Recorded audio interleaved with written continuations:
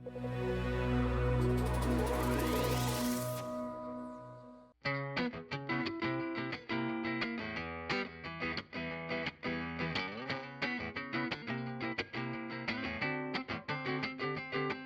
covered technology for Reuters TV for 8 years, and I lived in Shoreditch for a little while.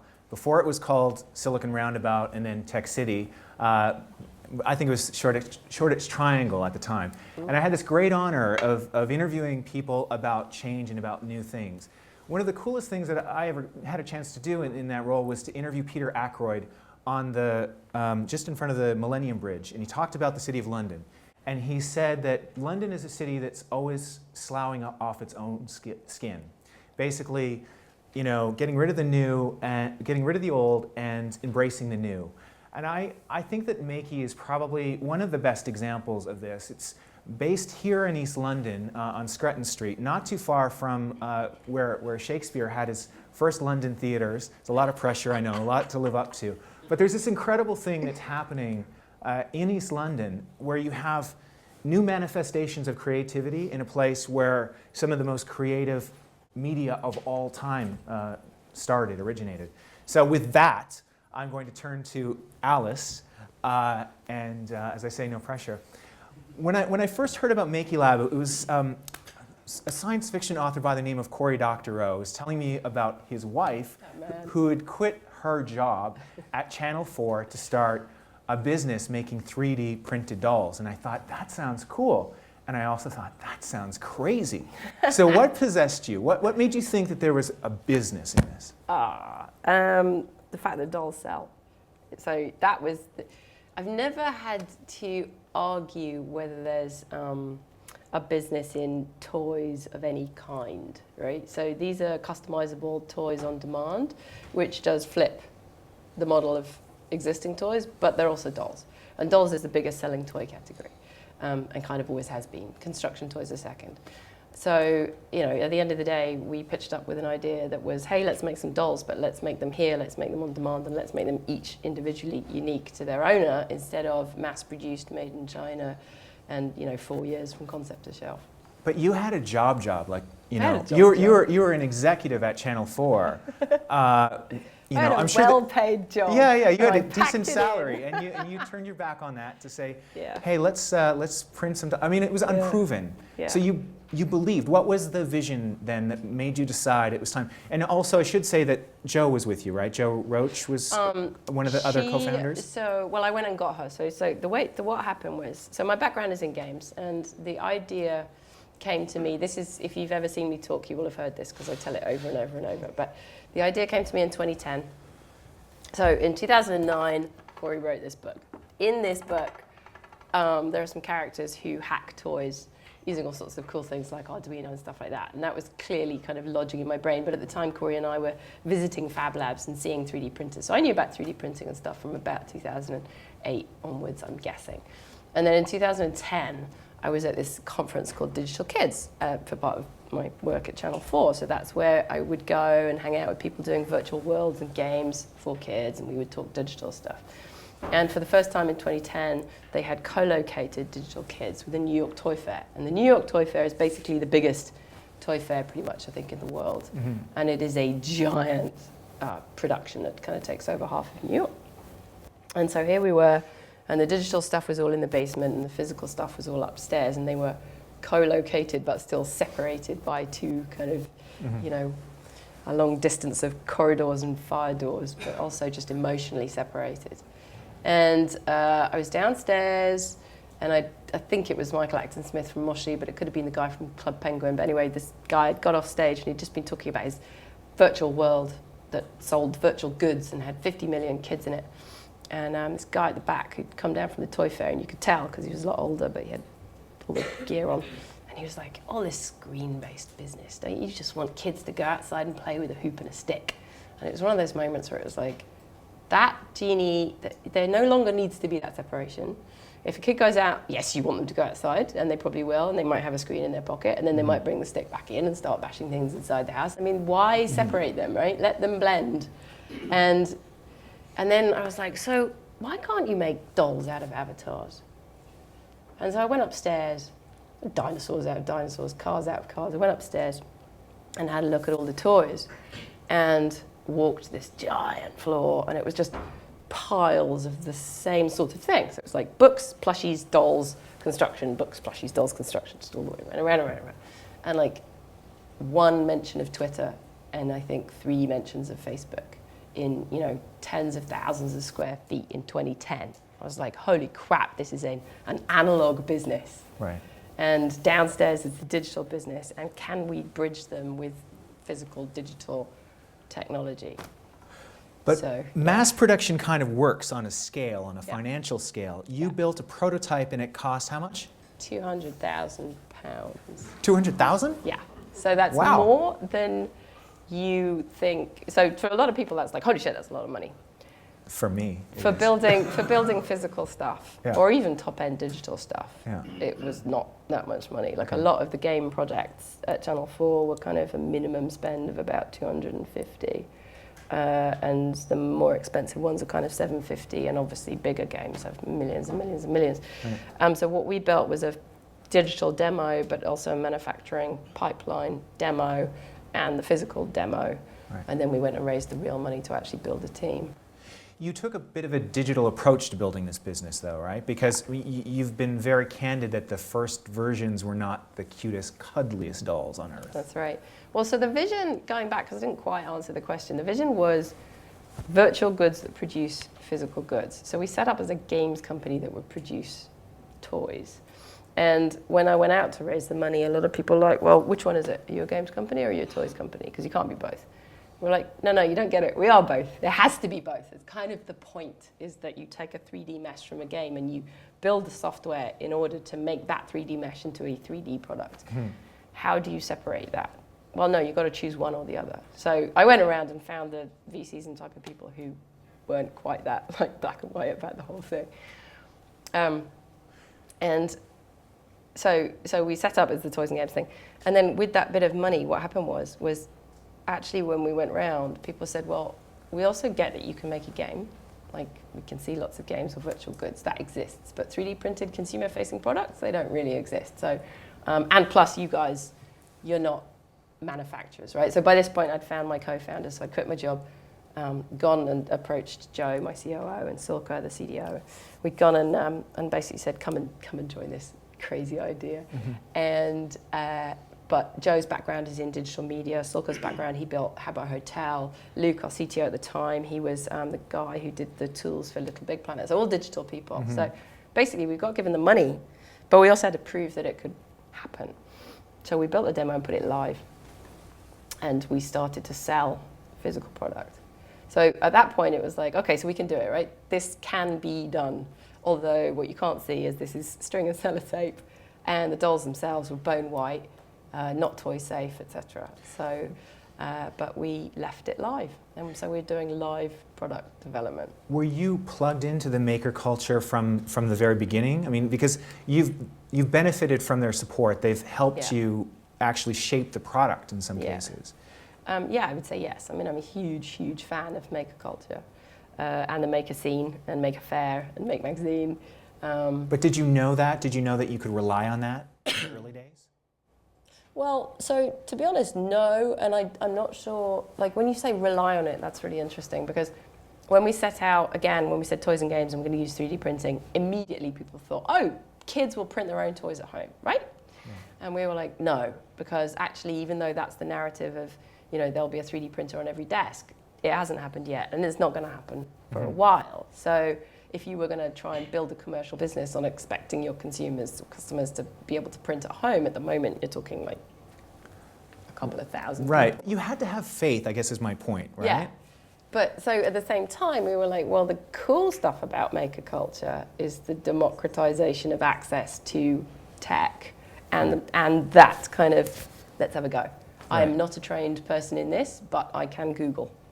Okay. And so let's do that. And so that's the kind of maker culture that we want to encourage, that, and especially in kids, is that idea of, you can make your own toy, but you can make the clothes to go on your toy, and then you can make the furniture to go around it, and then hell, you can make some electronics to stick in it and turn it into a robot, and then you can put it in a car. And in fact, why don't you take it onto a rocket and send it to the moon? That kind of thing, just to like not just limit it down to playing with dolls, but to actually just kind of open up and go, make everything. So that initial vision, I'll get off this in a second, but was it to take on Mattel? Was it to what was the big goal So yeah, on the very first when you day? build your business plan and you go and do your 10 deck 30 point whatever, what is it, 30 minutes 20 point I don't know. 10 I'm not slides. the one who started a business. Yeah. So when you do that, ours was 15 slides. Yeah. You have to show ambition. You have to do the maths. Right. So obviously we looked at Mattel and Hasbro and folks like that, but we also looked at people like EA, and we looked at the maker culture and the emergence of accessible 3D printing. Mm-hmm. But yeah, so I mean, Mattel American Girl is a kind of customizable doll in the sense that what they've done is brute forced the problem. So there's actually 40 dolls that you can choose from that look kind of like you. Mm-hmm. And that's a 400 or probably like $500 million now business a year for Mattel in the States only. So we were like, well, that's $109 for an American Girl, and you can sort of customize it. That kind of proves the market that there's a market for expensive, semi-customizable dolls. Oh, good. So that works. So yeah, Works so for that, you. yeah, you can do that kind of. So in the introduction, it was mentioned that there's a lot of talk about 3D printing right now, and it's often followed by the sentence, the new industrial revolution. This is a book that was written by Chris Anderson. It came out last year. Chris is the former editor of Wired in the US. Really, really interesting, good book. But when we've spoken, you have not necessarily been as convinced that it will stand up to the scrutiny of driving through a new industrial revolution, or it won't deliver on that promise. No, I totally believe it can. But what I try to do is just to slightly balance. In some cases, there's been a little bit of frothing at the mouth when it comes to 3D printing, not least because when you actually see it in action half the time, it is fucking amazing, right? So, and I swear on purpose there, because a lot of people can't believe their eyes. And so inevitably they go, well, we can print houses on the moon. And that's when you start to go, whoa, yes, but like it's going to take 30 years, not 2. Right. So there's just an element of that. So no, I mean, I believe in it completely. So I felt the same way about 3D printing when I actually went and researched it properly. I felt the same way as I did when I kind of first got in the net in 94, 5, whatever, and saw Netscape 1 and then viewed Source and started building websites. And it was like, this changes everything. Right. And so I do feel that it does change everything. Not so much in the sense of, oh, can I print my own iPhone? No, you can't print your own iPhone. You're still going to manufacture iPhones. But can you make something that you want to make? Maybe, right? What it means is that anybody in this room can go and make an object. And previously you couldn't do that, right? So going back to the 200K thing, let's talk about, use toys as an example. So if you had an idea for a doll, you would not be able to go and make it unless you happen to have £100,000 to spend on molds and access to a factory just to produce the first kind of working product. And then you'd have to run off a series of 5, 10, 15, whatever, how many thousand, and you'd have to have a deal with your retailer, and you'd have to have it in your warehouse, and you'd have to have that whole thing set up before you could even find out whether you're able to sell your thing, right? Whereas now, that goes away. It just goes away. And what is the opportunity for London? This is probably the point where I should read this quote. So this is, there are 2 books called Makers. This is the one, as I say, that was written by Chris, but they're friends. He references Corey's book in it, which I think is the beginning of this, where he says, the days of companies with names like General Electric and General Mills and General Motors are over. The money on the table is like a krill, a billion little entrepreneurial opportunities that can be discovered and exploited by smart, creative people. I mean, London is a place where, we don't have a lot of manufacturing left, right? No. In the UK. No, not really. Live here.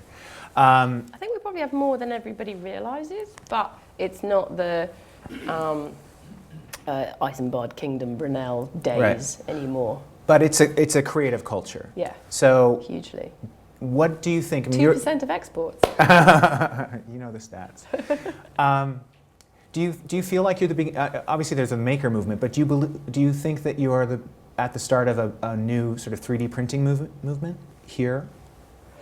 Well, so again, what this does is it means that if you want to manufacture something, you don't have to go to China. And there's nothing wrong with China. Well, there's a lot wrong in the shipping and but like in principle, you can get to China really easily now through things like Alibaba. But now, again, you don't have to. So we print in London and Amsterdam. I think it just means that London's always had a history of, well, some history of manufacturing and engineering. What's really gutting is the building in front of my flat. I live behind Old Street roundabout, and the building, I've been there for years, and the building in front of my flat is being yanked down, and it's an old toy factory. And they're knocking it down to make fancy pants student residences. But, you know, at the end of the day, we're in a light industrial building up the road, which has got a good concrete floor, so we're allowed to have machines in it and make a mess.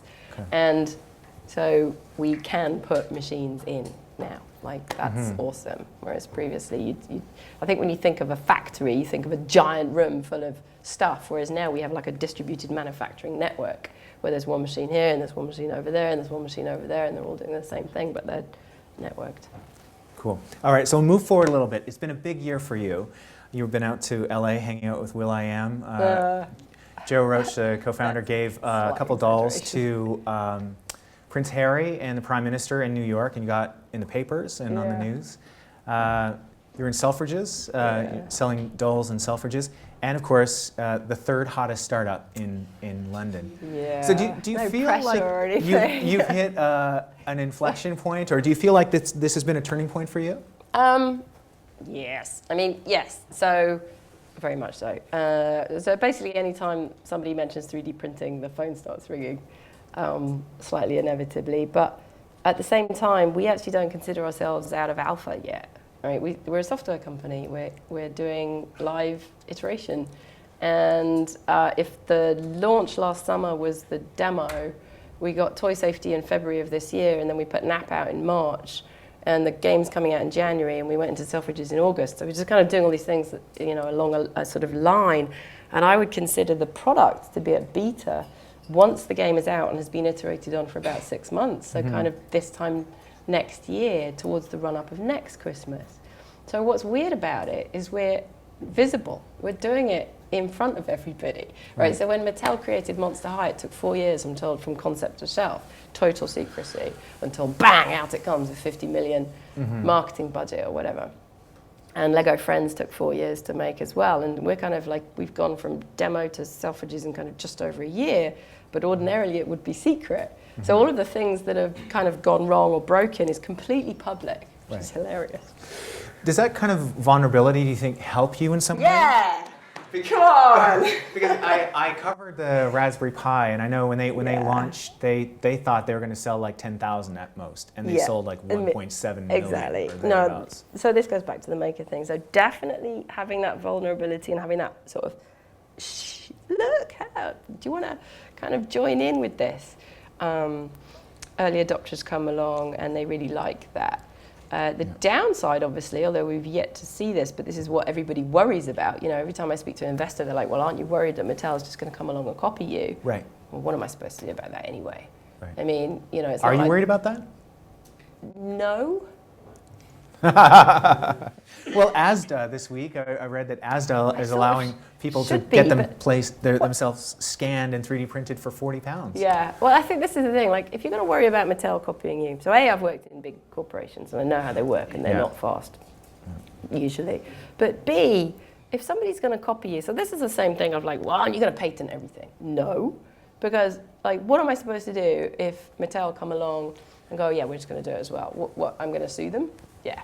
So it doesn't work that way. I personally believe that if you, the most important thing that you can garner is attention and love from your customers, and grow it like that. And then if somebody tries to come along and copy you or whatever, you've got that as your little, that's a defensive system. That's a protective, caring system. The patent system doesn't give a shit. Right. So, you know, and I don't mean that in a really venal way. I just mean genuinely. Like, it makes business sense.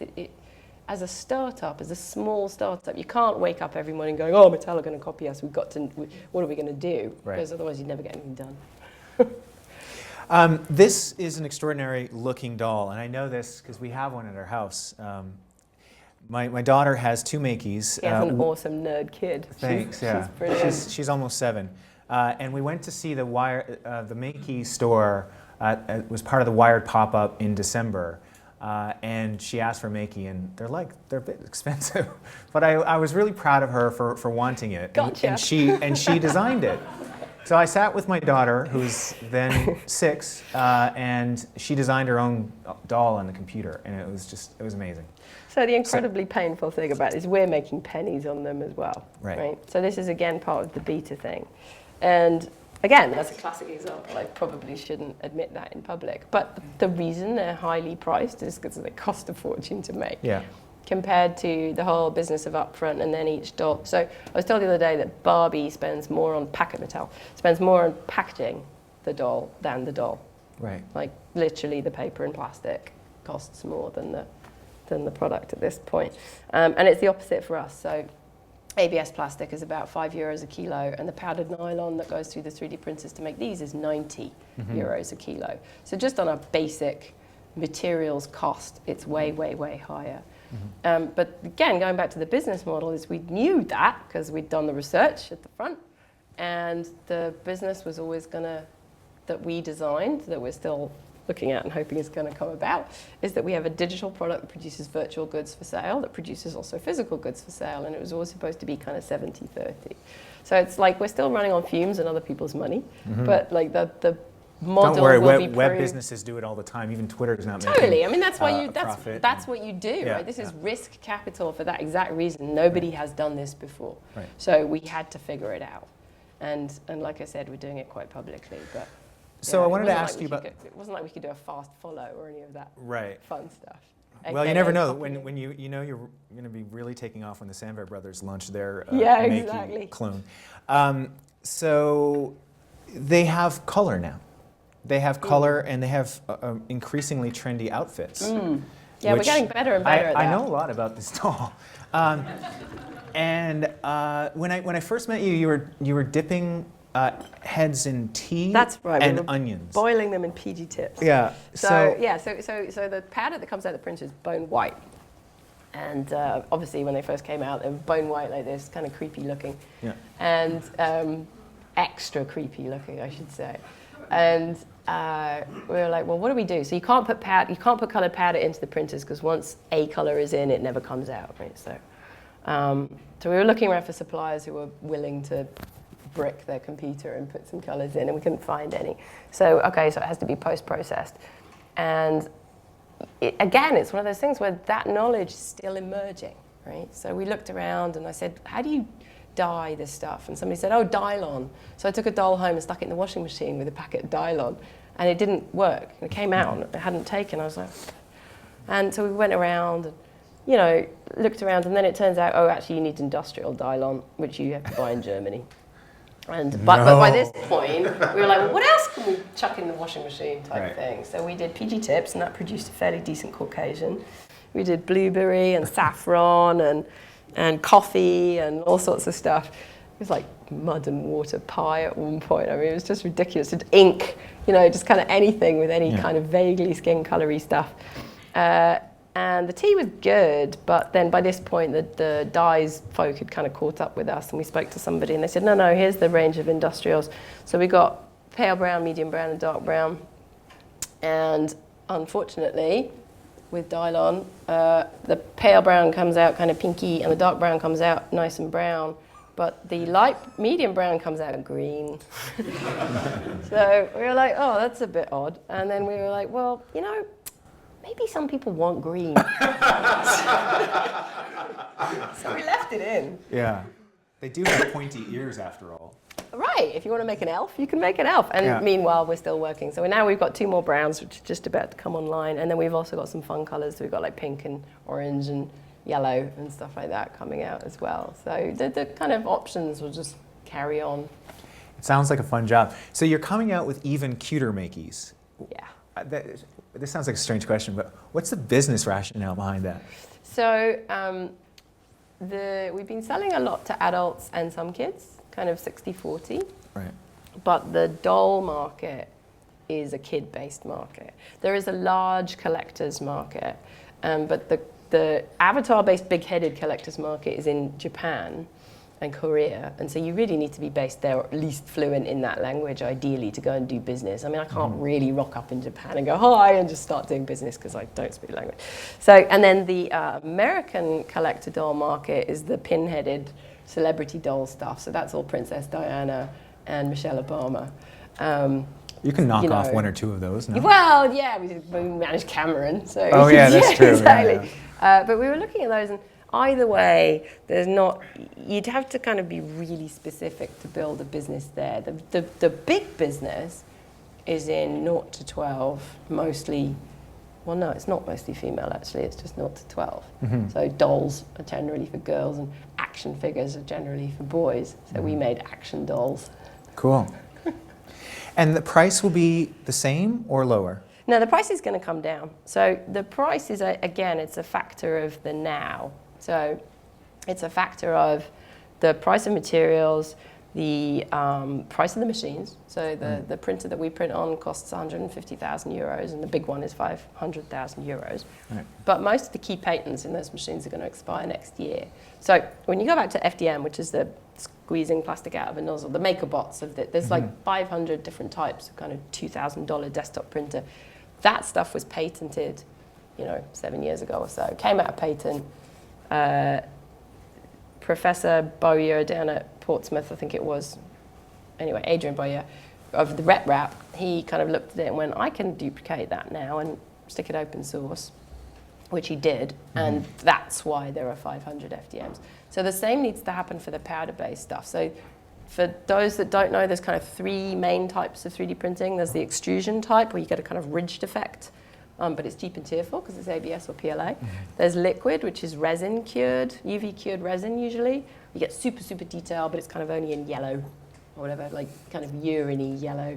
And it's good for things like architects. Wouldn't use that. And then there's the powdered nylon or powdered gypsum sort of stuff, which is the full color stuff. Yeah. And that produces a really nice, just object quality, but specifically the nylon is toy safe.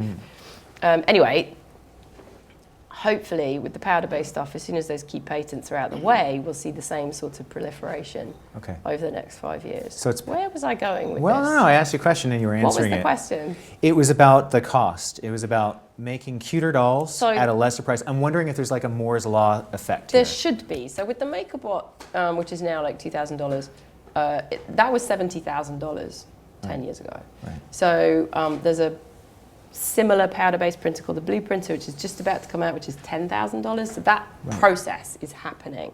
So we're like poised to kind of benefit from that. And then anyway, you start saving money with scale, because you can buy the powder at bulk, you can run the clothes off at a factory instead of doing them individually and stuff like that. So you're also moving into other areas as well, a game, the narrative, if you can talk about that. Yeah. So tell me about the game, because you've come from digital media, and in that world, you've gone into physical products and 3D printing.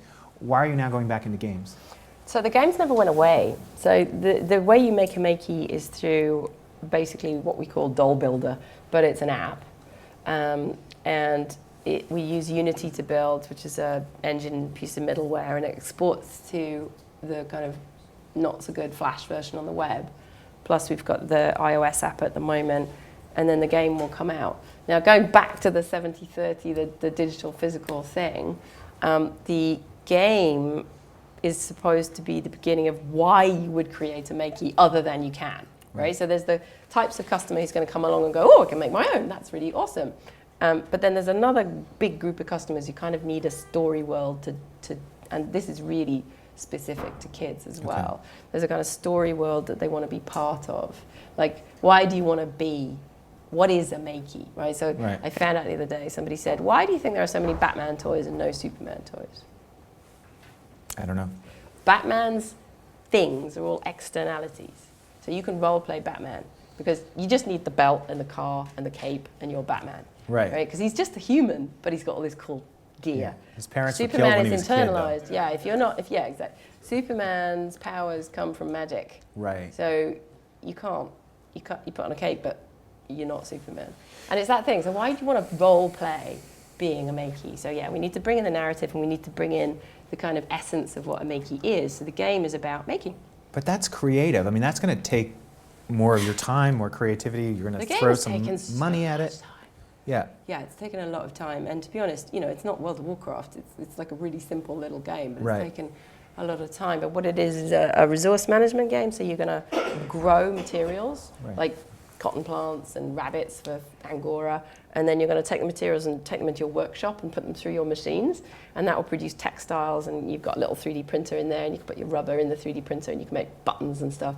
And then you can draw on the textiles to make clothes with cloth on, and then in your dress-up room you get to show off what you've made and then show off to each other and kind of make stuff for each other and this and the other. The difference being that we can also, in the future, not that far in the future, kind of next week. Are you launching this next week? No, as in we've got the concept coming back. Oh, okay. But the game needs to come out first, which is in January, and then we'll do the texturizer stuff kind of next summer. But where I'm going with this is you'll be able to doodle on the cloth, but we will then be able to print those doodles onto real cloth and send it out as a clothing kit to make. So not only have you drawn on your digital avatar, but you also have physical version of clothing and doll. So Mr. Moshi should watch out. No, Mr. Moshi's perfectly safe. Moshi, the biggest change actually for Moshi is that they really need to scramble to get onto mobile. Mm-hmm. So kids, the tablet has just overtaken the console as the most popular computing platform for kids. And that's before this Christmas. So like the tablet is it. That's it, right? That's their thing. And it's going to be majority Android, although they all want the iOS version, but they'll get Android. And they'll be happy with it. Alice lives in an Apple-free household. I do. We're an anti-Apple household. But the thing about Moshi is, so they've got the characters and they just need to get onto the tablet. But interestingly, a lot of people have said, why don't you do 3D printing? Why don't you work with Moshi or whatever, something like that. The thing about toys, the hardest thing in Toyland is, other than money. Other than money, I don't know, coming up with the concepts, The hardest thing? Toys, any toys? Painting toys. Really? Totally done by hand.